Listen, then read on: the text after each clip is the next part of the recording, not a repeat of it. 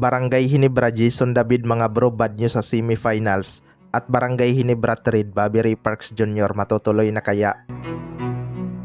So isa nga si Jason David sa mga key player ni Coach Timcon ngayong season mga bro. Kung matatandaan nyo sa do or die game ng Barangay Ginebra at Converge, nagkaroon nga ng injury sa kamay itong si Jason David. Ayon nga sa report mga bro, hindi pa daw alam ng Barangay Ginebra kung kailan makakabalik itong si Jason David.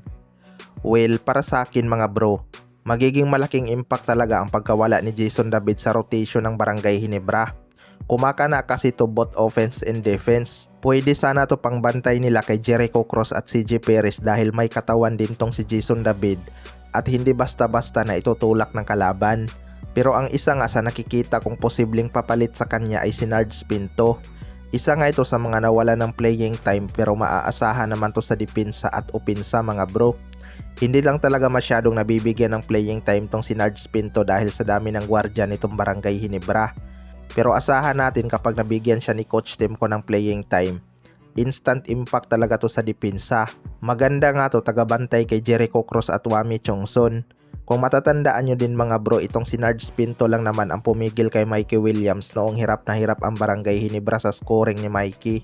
Playing time lang kasi ang kulang dito kay Nards Pinto. Magiging magic bono talaga to ng Barangay Ginebra. Sa kabilang banda naman mga bro, Barangay Ginebra Bobby Ray Parks Jr. matutuloy na kaya? Usap-usapan nga sa social media na posibleng mag-settle na sa Pilipinas itong si Bobby Ray Parks Jr. mga bro. Free agent na kasi itong si Ray Parks pero nasa TNT tropang 5G ang kanyang rights.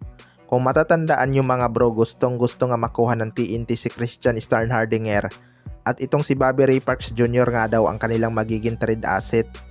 Tapos i-trade naman itong si Bobby Ray Parks Jr. sa Barangay Ginebra.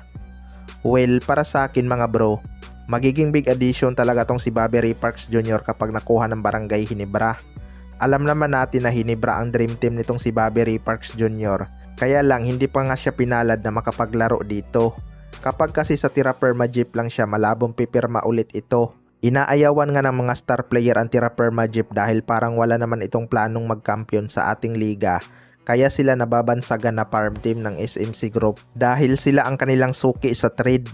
Nirarason nga ng jeep noon mga bro kaya nila tinitrade ang kanilang mga star player dahil hindi daw nila ito kayang pasahurin ng malaki. Pero kung mapunta ng Barangay Ginebra ang rights ni Bobby Ray Parks Jr., siguradong pipirma talaga to mga bro.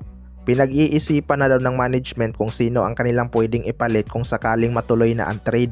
Kaya abangan na lang natin kung magkatotoo ba ang rumors na yan dahil matagal-tagal lang ang inaabangan ng mga Ginebra fans yan. Kayong mga bro, ano masasabi nyo tungkol dito?